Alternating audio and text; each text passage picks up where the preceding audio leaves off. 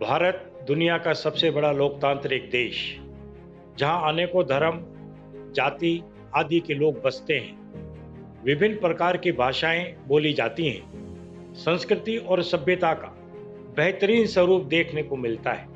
यह देश हजारों सालों से बनता और बिगड़ता रहा है। अनेकों राजाओं ने यहाँ अपना अपना शासन चलाया।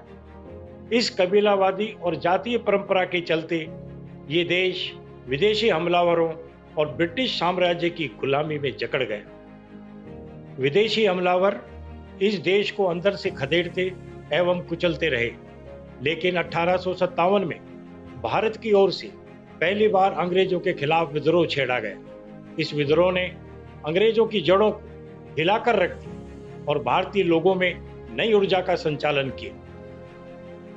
ब्रिटिशर्स ने इस विद्रोह को सैनिक विद्रोह का नाम दिया। इस बगावत को मद्देनजर रखते हुए सन 1892 में भारतीय सेना का पहला पुनर्गठन किया गया, जो कि जाति, क्षेत्र, धर्म एवं नस्ल के आधार पर था, जिसका मूल भाव उन जातियों को संरक्षण देने का था जिन्होंने 1857 की क्रांति में अंग्रेजों का साथ दिया। इस सैन्य पुनर्गठन का सिद्धांत रॉयल इज लॉयल एवं नेवर ट्रस्ट अननोन के आधार पर किया गया तथा भारतीयों की निष्ठा जाति, धर्म और क्षेत्र तक सीमित रहे, जिससे आगे बगावत ना हो। ब्रिटिश शासन के दिनों में विशेष रूप से प्रथम एवं द्वितीय विश्व युद्ध के दौरान भारतीय सेना न केवल भारत में बल्कि अन्य स्थानों में भी ब्रिटिश बलों के लिए अत्यधिक सहायक सिद्ध हुई। आजादी के बाद भारत के प्रथम सेनाध्यक्ष जनरल करियप्पा द्वारा ये फैसला लिया गया कि भारतीय सेना में जाति, क्षेत्र, धर्म व नस्ल के आधार पर भर्ती नहीं होगी, लेकिन सन 1950 के दशक में लगातार राजशाही ताकतों व राजनीतिक दबाव के चलते एक बार फिर अंग्रेजों के जमाने से चली आ रही कबीलावाद परंपरा के मद्देनजर जातिगत, क्षेत्रीय एवं नस्लीय रेजिमेंटों को न केवल बरकरार रखा गया, बल्कि इसी आधार पर भर्ती को यथावत रखा गया और एक बार फिर भारतीय सेना में लड़ाकू शाखाओं में अज्ञात जातियों के लिए दरवाजे बंद कर दिए गए।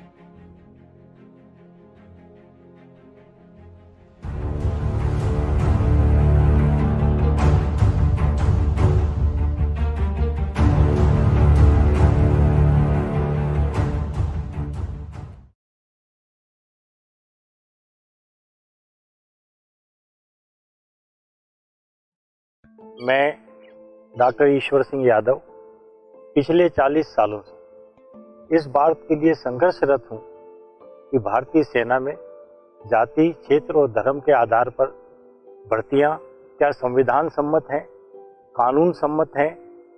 मैंने पिछले 36 सालों से इसी बात की खोज में पूरा समय लगाया। 40 साल पहले मेरी मुलाकात एक ऐसे नवयुवक से हुई जिसने मुझे बताया कि उसकी खुद की भर्ती सेना में इस आधार पर नहीं हुई कि उसकी जाति की भर्ती नहीं थी। इस बात ने मेरे दिल को झंझोड़ दिया, मेरी आत्मा को झंझोड़ दिया और मैंने पिछले 40 साल से इस बात में पूरा शोध करा कि क्या ये बच्चा सही कह रहा था। मैंने पाया कि 70% भारतीयों को भारतीय सेना में जाति, धर्म और क्षेत्र के आधार पर भर्ती नहीं किया जाता है। मैं भारत के प्रधानमंत्री श्री नरेंद्र मोदी की इस बात से पूर्णतः सहमत हूँ कि धर्मवाद, क्षेत्रवाद और जातिवाद हमारे देश के सबसे बड़े दुश्मन हैं। लेकिन विडंबना यह है कि क्षेत्रवाद, धर्मवाद और जातिवाद ही भारतीय सेना की भर्ती में सबसे ज़्यादा अहम रोल प्ले करते हैं। सेना में 70% भारतीयों को जाति, धर्म और क्षेत्र के आधार पर भर्ती नहीं किया जाता है। यह न केवल असंवैधानिक है, लेकिन गैर कानूनी है और मानवीय मूल्यों के बिल्कुल खिलाफ। भर्ती की प्रक्रिया को थोड़ा डिटेल में समझते हैं। आपको यह जानकर आश्चर्य होगा कि भारतीय सेना में लिखित में भर्ती की प्रक्रिया का कोई कानून नहीं। भारतीय सेना में लगभग 12 लाख सिपाही हैं। इनमें से 60 से 65% नफरी यानी कि संख्या जाति, धर्म और क्षेत्र के आधार पर आरक्षित है, यानी कि 7 लाख सेना जाति, क्षेत्र, धर्म व नस्ल पर आधारित है। इन लगभग 7 लाख नफरी में 70% भारतीय जाति, धर्म, क्षेत्र के आधार पर भर्ती योग्य नहीं है। हमारे देश की सेना में लगभग 13 लाख नफरी है और पूरे देश को यह जानकर आश्चर्य होगा कि हमारी सेना में भर्ती का कोई लिखित कानून नहीं। 13 लाख का ऑर्गेनाइजेशन बिना कानून के चल रहा है। ऐसी विडंबना है। भारत के राष्ट्रपति के अंगरक्षक सेना की एक टुकड़ी है। इसमें केवल 3 जातियां ही भर्ती हो सकती है। इससे बड़ा असंवैधानिक काम क्या हो सकता है। भारत के राष्ट्रपति सेना के प्रमुख तो हैं ही, लेकिन संविधान के सबसे बड़े ओहदेकार हैं। भारत के राष्ट्रपति के अंगरक्षकों में यदि 3 ही जातियां भर्ती हो सकती हैं तो यह संविधान का मजाक है। यह हर भारतीय का एक सपना है कि वो भारत की रक्षा में, माँ भारती की रक्षा में अपना योगदान दे। लेकिन जब 70% युवकों को जाति, धर्म और क्षेत्र के आधार पर भर्ती नहीं किया जाता है तो उनका ये सपना टूट जाता है। और इस सपने के टूटने से वो लोग इतने व्यथित हो जाते हैं कि वो कई बार अपना गांव, अपना धर्म, अपनी जाति इत्यादि को बदलकर गलत सर्टिफिकेट लेके सेना में भर्ती होने की कोशिश करते हैं। इससे ज़्यादा अनेकी की बात क्या हो सकती है। समय समय पर भारत के विभिन्न अखबारों में इस तरह की खबरें छपती रही जिनमें नवयुवकों ने सेना में भर्ती होने के लिए जाति, धर्म और गांव बदले हैं। बात यही नहीं रुकती। इन नवयुवकों को सेना द्वारा कानूनी कार्रवाई करके प्रताड़ित भी किया जाता है। भारतीय सेना में भर्ती की इस असंवैधानिक भर्ती प्रक्रिया के लिए मैंने प्रधानमंत्री, राष्ट्रपति और सेना अध्यक्षों को बार बार पत्र लिखे, लेकिन सेना की ओर से केवल एक ही जवाब आता है कि हमारे यहाँ जाति, धर्म और क्षेत्र के आधार पर कोई भर्ती नहीं होती। भर्ती केवल मेरिट के आधार पर। ताज्जुब की बात यह है कि यह सरासर गलत है। सेना में भर्ती की जटिल प्रक्रिया को समझने के लिए हमने आरटीआई का सहारा लिया।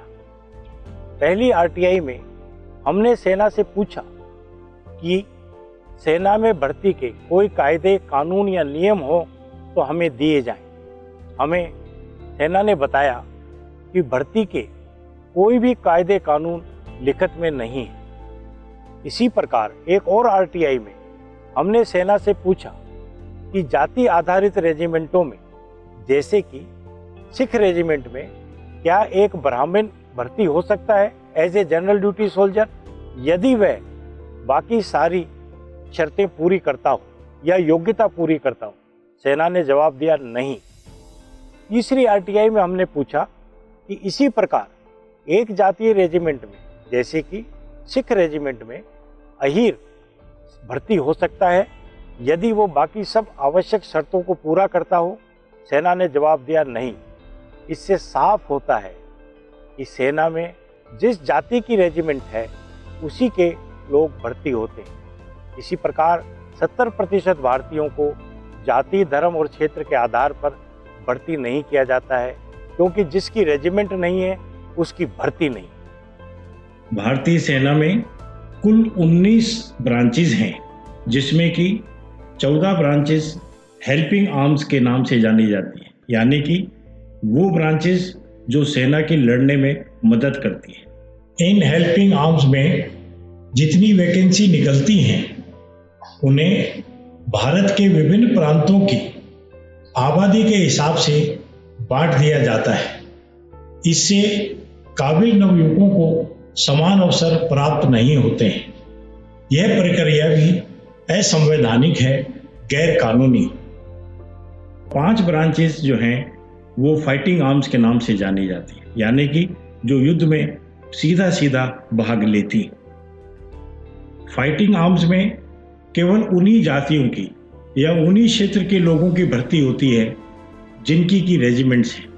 इसलिए आपने देखा होगा कि ज़्यादातर रेजिमेंट्स जो हैं वो पहाड़ी क्षेत्रों की हैं और पहाड़ी क्षेत्रों से आज नौजवान मिल नहीं रहे। इसीलिए वर्तमान सेना अध्यक्ष जनरल रावत ने, जो कि स्वयं पहाड़ी हैं, ने पहाड़ी क्षेत्रों के युवकों के लिए लंबाई 3 सेंटीमीटर घटा दी। इससे ज़्यादा अन्यायपूर्ण क्या बात होगी। जिन जातियों की या धर्म के लोगों की रेजिमेंटें हैं उनकी इतनी भर्ती आती है कि उनके जो है लायक युवक नहीं मिलते हैं। इसलिए सेना की ओर से इन क्षेत्र, इन जातियों और इन धर्म के लोगों के लिए स्पेशल रिक्रूटमेंट ड्राइव चलाई जाती है। घर घर जाके इनको भर्ती किया जाता है, जबकि आम भारतीय जिनकी कोई रेजिमेंट नहीं है वो बेचारे भर्ती के लिए दर दर की ठोकरें खाते फिरते हैं। चाहे वो कितने ही सक्षम हो, लेकिन उनको केवल इसीलिए भर्ती नहीं किया जाता है कि उनकी जाति या उनके क्षेत्र की कोई रेजिमेंट नहीं है। आपको जानकर आश्चर्य होगा कि जनरल करियप्पा ने, जो भारत के पहले सेनाध्यक्ष थे, उन्होंने ब्रिगेड ऑफ गार्ड्स नाम की एक रेजिमेंट खड़ी करी थी। उस रेजिमेंट में कोई जातीय व्यवस्था नहीं थी, लेकिन भारतीय सेना में जातिवादी ताकतें कितनी हावी हैं ये इस बात से पता लगता है कि धीरे धीरे ब्रिगेड ऑफ गार्ड्स को भी, जो कि एक राष्ट्रीय रेजिमेंट थी, जातियों में विभाजित कर दिया गया। सेना में भर्ती की इस असंवैधानिक व्यवस्था का एक दूसरा पहलू भी है। सेना में 70% भर्तियां कुछ जाति और क्षेत्र के नागरिकों के लिए ही निश्चित है। इसी प्रकार इन्हीं सैनिकों के बच्चे सैनिक स्कूलों में 80-90% सीटों पर रिजर्वेशन पा लेते हैं। इसके बाद जब इन्हीं के बच्चे सैनिक अफसरों के भर्ती के लिए जाते हैं तो उन्हें प्रेफरेंस मिलता है। इसी प्रकार आप देखते हैं कि भारतीय सेना में ज़्यादातर अफसर इन्हीं जातियों के और इन्हीं क्षेत्रों से आते हैं। पिछले कुछ समय से समय पर हम इस व्यवस्था के खिलाफ अखबारों में लिखते रहे। अखबारों में खबरें छपती रही। डेली पोस्ट नाम के चंडीगढ़ से प्रकाशित एक अखबार में हमारा एक विस्तृत लेख भी छपा, लेकिन सरकार की तरफ से या सेना की तरफ से कभी भी इस मामले पर कोई सुनवाई नहीं हुई। पिछले दिनों उत्तर प्रदेश के भूतपूर्व मुख्यमंत्री श्री अखिलेश यादव द्वारा ये पूछा गया कि विभिन्न युद्धों में गुजरात के कितने लोग शहीद हुए। ये एक महत्वपूर्ण टिप्पणी थी। इसके ऊपर पूरे देश विदेश में एक बहस हुई, लेकिन बहस के नज़दीक या बहस के तथ्य में कोई नहीं हुई। तथ्य यह है कि भारतीय सेना की लड़ाकू शाखाओं में गुजरात के लोगों की भर्ती नहीं के बराबर। जब भर्ती ही नहीं होगा तो लड़ेगा कैसे? जब लड़ेगा ही नहीं तो शहीद कैसे होगा? मैंने इस बारे में एक पत्र द्वारा भारत के प्रधानमंत्री श्री नरेंद्र मोदी को भी इस स्थिति से अवगत कराया था। भारतीय सेना में पिछले 70 सालों से चली आ रही इस असंवैधानिक भर्ती प्रक्रिया के खिलाफ हमने विभिन्न संगठनों, राजनीतिक दलों, मेंबर पार्लियामेंट सभी को अपने अपने पत्र द्वारा सूचित करा। हमने इस मुद्दे को विभिन्न प्लेटफॉर्म्स पर उठाया, लेकिन दुर्भाग्य की बात है कि 70% भारतीयों के संवैधानिक अधिकारों के लिए कोई भी दल, कोई भी राजनीतिक पार्टी, कोई भी संगठन, कोई भी बुद्धिजीवी इनके पक्ष में नहीं आया।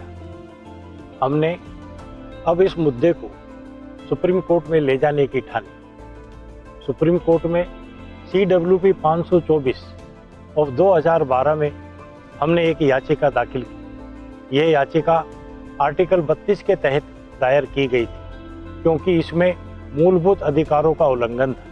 ये मूलभूत अधिकार हमें संविधान की धारा 14, 15 और 16 से मिले हैं।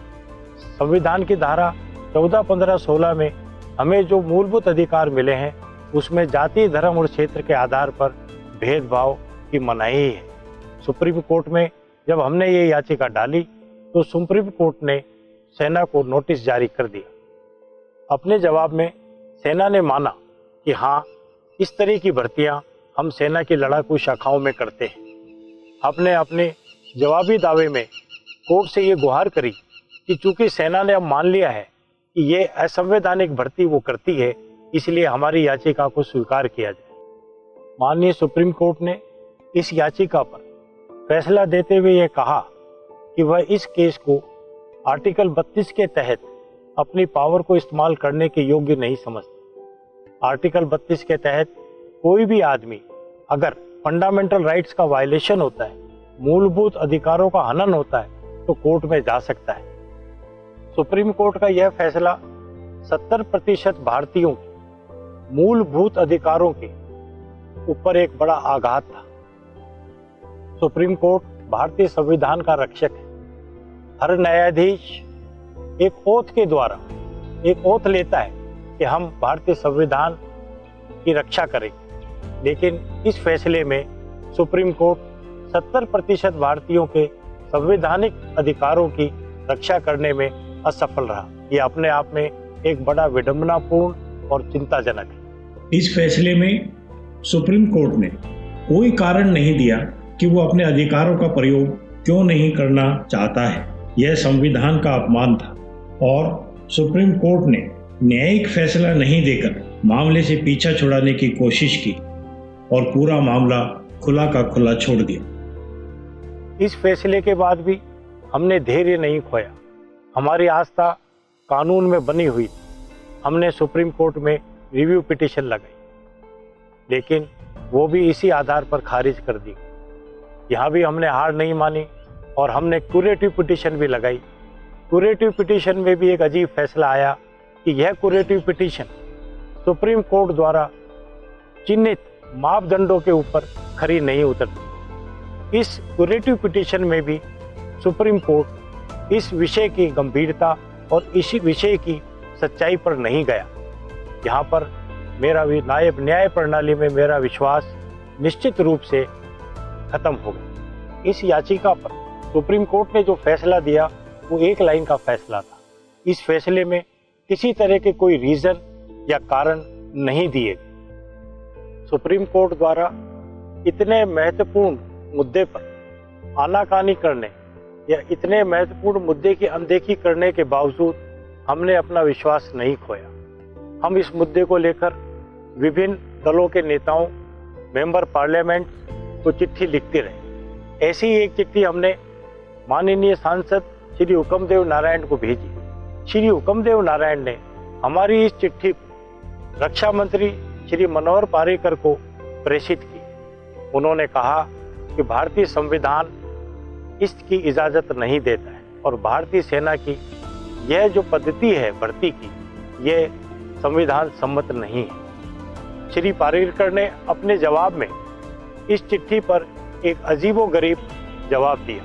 उन्होंने कहा कि भारतीय सेना में कोई आरक्षण नहीं है, कोई आरक्षण की व्यवस्था नहीं है और भारतीय सेना में भर्ती मेरिट पे की जाती है, ना कि जाति और क्षेत्र के आधार पर। श्री हुक्मदेव नारायण द्वारा श्री पार्रिकर की ये चिट्ठी मेरे पास भेजी गई। मैंने उस चिट्ठी को पढ़ा तो मैं दंग रह गया, क्योंकि ये चिट्ठी तथ्यों के बिल्कुल विपरीत थी। मैंने इस चिट्ठी का एक बड़ा जवाब, एक डिटेल में जवाब बनाकर श्री पार्रिकर को भेजा। श्री पार्रिकर ने मेरे जवाब को पढ़ा और उन्होंने मुझे मिलने के लिए कहा। तत्कालीन रक्षा मंत्री श्री मनोहर पार्रिकर से हमारी ये मुलाकात बड़ी सार्थक रही।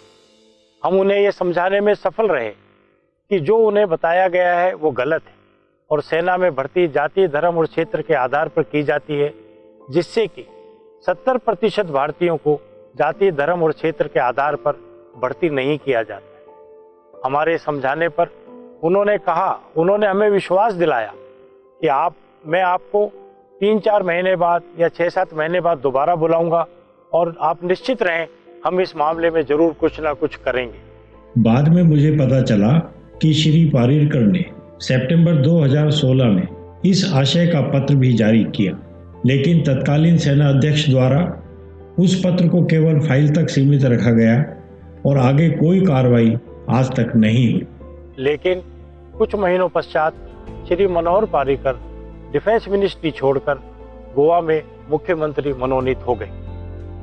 कुछ महीनों पहले अखबार में सेना द्वारा एक विज्ञप्ति जारी की गई। उस विज्ञप्ति में यह कहा गया कि भारतीय सेना में जो राष्ट्रपति के अंगरक्षक की जो दल है उसमें भर्ती की जाएगी। इस भर्ती में केवल 3 ही जातियों को आमंत्रित किया गया और किसी और भारतीय नागरिक को आमंत्रित नहीं किया गया। इससे ज्यादा संविधान का मजाक या खुल्लम खुल्ला उल्लंघन कभी नहीं हो सकता। हमने इस मामले को बहुत सीरियसली लिया, बहुत गंभीरता से लिया और हमने सोचा कि एक बार हम फिर न्यायालय की शरण में जाते हैं।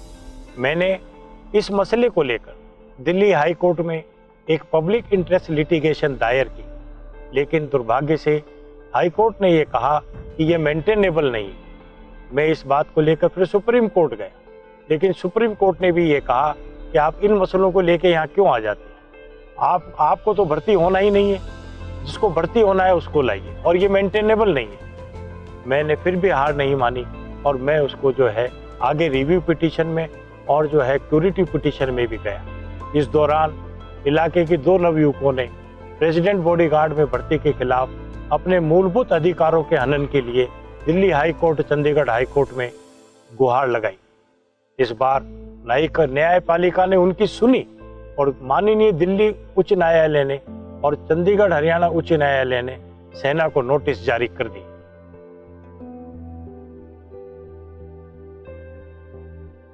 आज हम बात कर रहे हैं इंडियन आर्मी रिक्रूटमेंट पॉलिसी के बारे में। आमतौर पर अक्सर हम बात करते आए हैं इंडियन आर्मी की शौर्य गाथाओं के बारे में, लेकिन शायद ये पहली बार होगा जब हम बात करेंगे इंडियन आर्मी के बारे में, विशेष तौर पर इंडियन आर्मी रिक्रूटमेंट पॉलिसी, भर्ती प्रक्रिया के बारे में। Sir, the unconstitutional recruitment in Indian army. भारतीय सेना में लड़ाकू शाखाओं में भर्ती प्रक्रिया असंवैधानिक किस प्रकार है? देखिए, भारतीय सेना में 12 लाख से 13 लाख का भारतीय सेना एक ऑर्गेनाइजेशन है और इतनी बड़ी संख्या में जो ऑर्गेनाइजेशन है उसमें भर्ती का कोई कानून लिखित में नहीं। अपने आप में ये अवैधानिक है, अपने आप में ये इलीगल है, अपने आप में ये अनकॉन्स्टिट्यूशनल। एक दूसरी बात क्या है कि हमारे यहाँ रेजिमेंटल सिस्टम है और हर रेजिमेंट के अंदर जो है या तो जाति पर आधारित है या क्षेत्र के आधार पर आधारित है या धर्म पे आधारित है। और जिस रेजिमेंट में जिस जाति के लोग हैं, अगर वो रिटायर होते हैं, डेथ होती है या शहीद होते हैं, तो उसी जाति के, उसी क्षेत्र के और उसी धर्म के लोग उसमें जाते हैं। इसका मतलब ये हुआ कि जो भी वैकेंसीज निकलती हैं वो उन्हीं जाति, उन्हीं धर्म और उन्हीं क्षेत्र के लोगों के लिए आरक्षित है, वो रिजर्व्ड है। इससे क्या होता है कि जिन जातियों के नाम, जिस क्षेत्र के नाम, जिस धर्म के लोगों के नाम कोई रेजिमेंट नहीं है, उनकी कोई भर्ती ही नहीं है। हमारा देश संविधान से चलता है, हमारा देश बिना संविधान के नहीं चलता। संविधान में जितने प्रदत्त कानून हैं, जितने कानून हैं, उसके आधार पर चलता है। हमारे संविधान के अनुच्छेद 14, 15, 16 में मूलभूत अधिकारों की गारंटी दी हुई। ये फंडामेंटल राइट है कि किसी भी व्यक्ति को जाति के आधार पर, क्षेत्र के आधार पर और धर्म के आधार पर उसके साथ कोई भेदभाव नहीं किया जाए।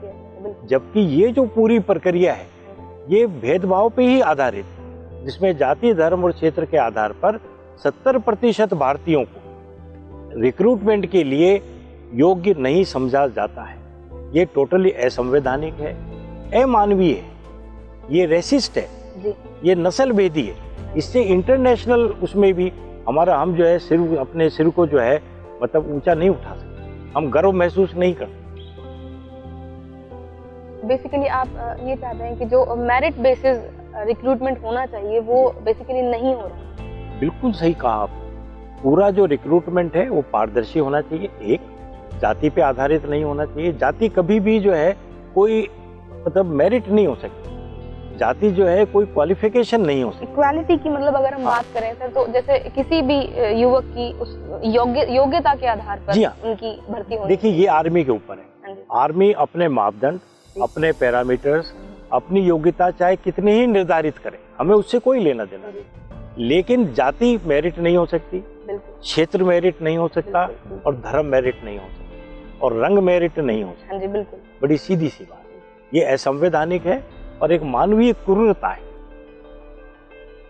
सर, जैसा कि हमने देखा, संविधान मुताबिक हमारे देश में भर्ती प्रक्रिया असंवैधानिक है और अभी हाल ही में इसी मामले में, इसी बारे में एक मामला उभर कर हमारे सामने आया जब 2 युवकों ने इसी असंवैधानिक और गैर कानूनी व्यवस्था से कुंठित होकर कोर्ट का दरवाजा खटखटाया। उन्होंने हाल ही में भर्ती के दौरान इस चीज को फेस किया और फिर गुहार लगाई।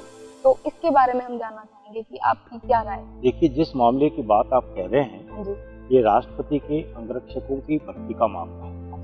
राष्ट्रपति के अंगरक्षक सेना की ही एक टुकड़ी है, the President's bodyguard. President's body जी, और उसमें केवल 3 जातियों को ही भर्ती किया जाता है। ये अभी तो हाल में बिल्कुल नया है सर, ये हमारे लिए भी, इनफैक्ट हमें भी इस बारे में नहीं पता था। जी, यानी ऐसा पूरे जो फाइटिंग आर्म्स हैं, हाँ जी, जो लड़ाकू शाखाओं में, सब में ऐसा ही होता है लगभग। लेकिन इस केस में क्या हुआ कि अखबार में जो एडवर्टाइजमेंट आया, उस एडवर्टाइजमेंट में साफ साफ लिखा था, सेना की तरफ से जो विज्ञप्ति आई उसमें साफ साफ लिखा था कि केवल 3 जातियों के ही नवयुवक भर्ती के लिए अप्लाई करें और इतनी तारीख को दिल्ली में राष्ट्रपति भवन में इकट्ठे हों। तो कुछ नवयुवक गए, तो लेकिन चूंकि उसमें लिखा था कि ये जाति, इस 3 जातियों के अलावा किसी को नहीं लिया जाएगा, हाँ जी, तो उन बेचारों को निराश होना पड़ा। और मैं उनके जज्बे को सलाम करता कि उन लोगों ने इतनी हिम्मत दिखाई कि 70 साल से इस देश में कोई इस बारे में कह नहीं रहा, कह भी नहीं रहा, और आई थिंक सर बहुत से लोग जानते भी नहीं है इस बारे में। 99% लोगों को ये पता ही नहीं है हाँ जी, कि आर्मी में किस तरीके से असंवैधानिक भर्ती हो रही है। हमारे यहाँ देश में लोग सेना के बारे में, अगर कोई आदमी उसकी सेना की गलतियों को बताए तो लोग उसको जो है सुनना नहीं चाहते, लेकिन सच तो सच है। और इन नवयुवकों ने उस बात को कोर्ट के समक्ष उठाया और कोर्ट ने जो है सेना को जो नोटिस भी दिया और उनको बताया कि आप एक बताओ कि आप ऐसा क्यों कर रहे हैं। और इसी मामले में मैं भी हाई कोर्ट गया था, इसी मामले को लेकर सुप्रीम कोर्ट गया था, लेकिन उन्होंने सुनने से इनकार कर दिया। मोस्ट प्रोबेबली उन्होंने ये लिखा है कि भाई ये मेंटेनेबल नहीं है, लेकिन ऐसा था नहीं, क्योंकि कोर्ट भी इन मामलों से थोड़ा सा अपने आप को बचाना था। लेकिन ये तो फंडामेंटल राइट्स का मामला है, कोर्ट्स की ये ड्यूटी है कि हर नागरिक के फंडामेंटल राइट्स की कोर्ट उसकी जो है रक्षा करे। तो एक बेहद खास सवाल, आपके इतने सालों से आप एक संघर्ष में लगे हुए हैं, तो आपके इस निस्वार्थ संघर्ष हम कहेंगे, इसका मूल भाव क्या है? कैसे आपके मन में ये, मतलब एक सबके प्रति, एक आम जनता के प्रति आपने इतना कड़ा जो ये परिश्रम किया है और जो ये सफर तय किया है, इसका मूल भाव जानना चाहता। आपका सवाल बहुत अच्छा है। आज भी मेरा दिल उस 40 साल पहले उस युवक के पास जाता है जिसने एक बहुत सिंपल तरीके से मुझे बताया कि मैं फौज में इसलिए नहीं भर्ती हो सका क्योंकि मेरी जाति की भर्ती थी। वो आदमी कितना इनोसेंट था, उसको ये पता ही नहीं कि ये तो तेरा अधिकार है और तेरा अधिकार तेरे से छीन लिया गया। मैं उन 70% नवयुवकों, देश के 70% नवयुवकों के साथ खड़ा हूँ जिनको जाति, धर्म और क्षेत्र के आधार पर भारतीय सेना की लड़ाकू शाखाओं में भर्ती नहीं किया जाता। ये उनका संवैधानिक अधिकार है और इस संवैधानिक अधिकार को उन गरीब, पिछड़े, दूर दराज में रहने वाले गांव के नवयुवक, किसी भी जाति के हों, उनको ये पता ही नहीं है कि उनके साथ क्या हो रहा है। तो मेरा ये फर्ज है, मैंने अपने जीवन का ये मिशन बनाया है कि उन 70% नवयुवकों को उनका संवैधानिक अधिकार मैंने दिलाना ही दिलाना है, चाहे कुछ भी हो। और मेरा जीवन उनको समर्पित है जिनके मन में भारत माता की रक्षा के लिए, भारत माता की सेवा के लिए सेना में जाने का मन है, लेकिन जाति और धर्म और क्षेत्र के आधार पर उनको भर्ती नहीं किया जाता। तो एक कुछ ऐसा पूछना चाहेंगे आपसे कि जब इस सफर को आप तय कर रहे थे इतने सालों से, क्या ऐसा कभी हुआ कि आपकी मुलाकात इस तरह के कुछ लोगों से हुई जो इस चीज को फेस कर चुके हैं, जिन्हें पता लगा इस बारे में कि हम भर्ती नहीं देख सकते या हमारी जाति की भर्ती ही नहीं है, जो कि हमें भी सुनने में भी हम नहीं यकीन कर पा रहे या हमें ये समझ में ही नहीं आया कि भर्ती कैसे नहीं है किसी की। तो ऐसा कोई मिला आपको और उसने अपना शायद एक्सपीरियंस आपसे शेयर किया हो, आपको बताया हो कि वो भर्ती देखने की सोच रहे थे या गए और उन्हें पता चला उनकी भर्तियां ही नहीं है? जी देखिए, ऐसा है कि हमारे जो देश में जो ज्यादातर नवयुवक तो गांव में रहते हैं, दूर दराज क्षेत्रों में रहते हैं, या जो आम आदमी है उसको ये पता ही नहीं है कि सेना में भर्ती कैसे हो। वो तो एक विश्वास से जाता है सेना में भर्ती कि मेरे साथ कोई भेदभाव नहीं होगा, मेरे को मेरिट पे लिया जाए। लेकिन ऊपर से जो भर्तियाँ आती हैं वो जाति के आधार पे आती है कि आपको इतने राजपूत लेने, इतने जाट लेने, इतने गुर्जर लेने, इतने अहीर लेने, इस हिसाब से, और उसी हिसाब से भर्तियाँ होती हैं। और वो बेचारा एक जो गरीब आदमी है जिसका कोई धनी धोरी नहीं है, जिसको संविधान केवल प्रोटेक्ट करता है, वो आदमी जाता है। जब उसकी भर्ती नहीं होती तो वो ये समझ के वापस आ जाता है कि भाई मेरा तो हुआ नहीं, क्या जी, उसको बता दिया जाता है तेरी जाति की भर्ती नहीं है भाई, इतनी भर्ती थी बस, या नहीं है तेरी भर्ती। तो वो बेचारा सोचता है शायद ये कानून होगा, लेकिन ये कानून नहीं है, ये संविधान हमारा ये नहीं कहता। तो हम उसके लिए संघर्ष कर रहे हैं। जैसे कि मैं इस एरिया में रहता हूँ, रेवाड़ी का एरिया, इस एरिया को अहीरवाल कहते हैं। फर्स्ट वर्ल्ड वॉर और सेकंड वर्ल्ड वॉर में हमने पॉपुलेशन और man sent to the army सबसे ज्यादा सैनिक दी। लेकिन चूंकि अहीरों की रेजिमेंट नहीं है, इसलिए धीरे धीरे क्या हुआ कि हमारे इलाके की भर्ती लगभग बंद हो गई। एक जमाना था जब हर गांव में हर दूसरा आदमी फौज में था। आज पूरे गांव में 5 आदमी फौज में नहीं है, क्योंकि जाति के आधार पर अहीरों की भर्ती है ही नहीं। असली कहानी ये है। और हम उस हर नवयुवक के साथ खड़े हैं जिसका संवैधानिक अधिकार के ऊपर अतिक्रमण हो रहा है, जिसका संवैधानिक अधिकार मारा जा रहा है।